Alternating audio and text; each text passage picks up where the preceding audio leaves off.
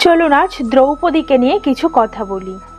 দ্বারকা থেকে সংবাদ এসেছে কৃষ্ণ মৃত। দ্রৌপদী স্তব্ধ হয়ে বসে আছেন তার গোধূলি নেমে আসা ঘরের পাথুরে মেঝেতে।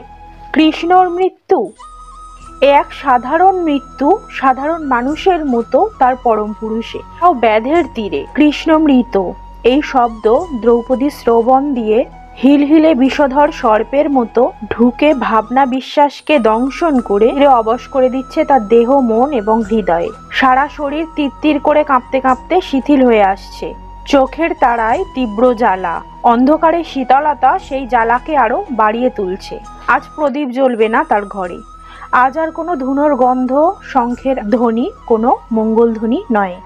ঈশ্বর মৃত, ঈশ্বরেরও মৃত্যু হয়। হঠাৎ এক তীব্র আর্তনাদ দ্রৌপদীর বুক চিরে, গলা ছিঁড়ে বুক চিরে বেরিয়ে চারপাশের অন্ধকারকে ছিন্ন ভিন্ন করে ঘর ছেড়ে অলিন্দ পেরিয়ে মিলিয়ে গেল অন্ধকারের বুকে। সেই আর্তনাদের প্রতিটি শব্দে অবিশ্বাস, হতাশা, ক্ষোভ দন্তনখর দিয়ে ঘিরে ধরল দ্রৌপদী। কৃষ্ণ তুমিও, তুমি কে? বলো তুমি কে?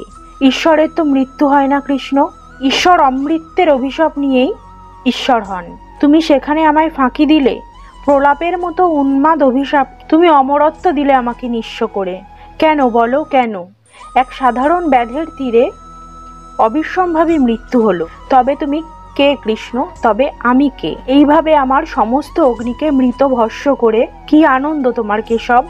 একই নতুন খেলা তোমার আমার জীবনের শেষ বেলায়। দ্রৌপদী অনুভব করলেন তার দু চোখ ছাপিয়ে জলের প্লাবন এক ভয়ালো নদীর মতো নেমে আসছে, গাল ভাসিয়ে বুক ভিজিয়ে। এতকাল জমে থাকা চোখের জল এক যেন ভয়ানক খরস্রোতা নদী। সেই স্রোতে ভেসে যাচ্ছে তার কুরু সভার রজস্বলা বস্ত্র, তার ধ্বংসোন্মাদ শপথ, তার প্রতিশোধ স্পৃহা। ভেসে যাচ্ছে শত্রু, মিত্র আর পঞ্চপাণ্ডবের মুখ। ভেসে যাচ্ছে শত শত বৈধব্য প্রলাপ।